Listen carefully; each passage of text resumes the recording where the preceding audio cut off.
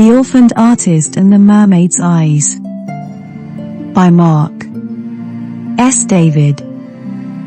Scene 12. Imploring the sun to stay. The mermaid closed her eyes, and the fog started covering his inspiration. Then he heard a voice coming from the fog, saying, "Listen well, your colors are still far away from resembling the truth of her eyes. The green, purple and little hint of blue are still without meaning and life, as if they are matching the shadows of death. Please wait. Give me a chance to correct my mistake. There is still time before the sun sets," he screamed with fear. "Sorry for my stupid mistake. I promise I will never show it again if it is not complete." The fog moved away from his inspiration, willing to give him another moment to do his painting, and her eyes opened again.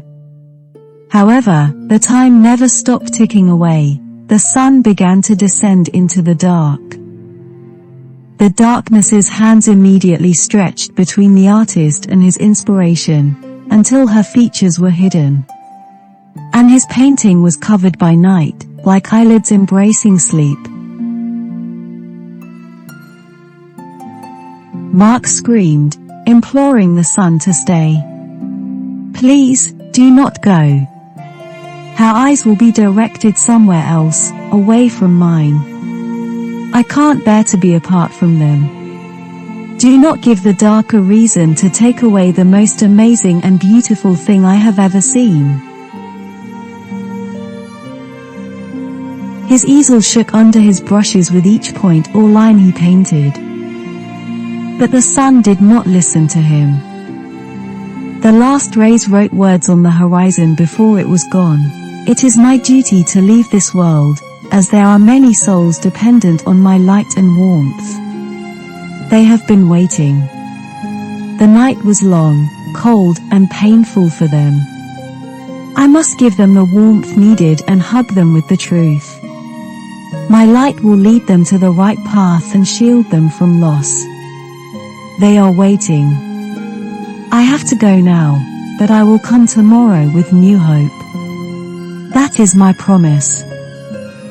However, the artist couldn't bear to see his inspiration fading slowly in front of his eyes. "Do not go, please," he repeated many times.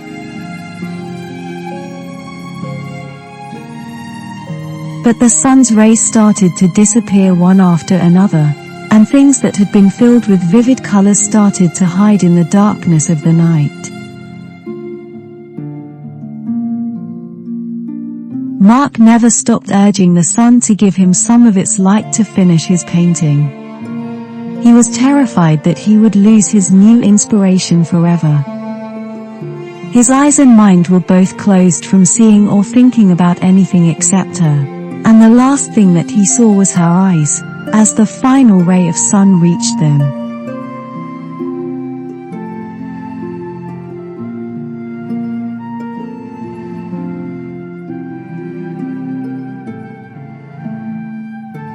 As time descended towards the night, second after second, his hope faded away, leading to a weakening of his breathing and his heart losing the desire to continue its beating.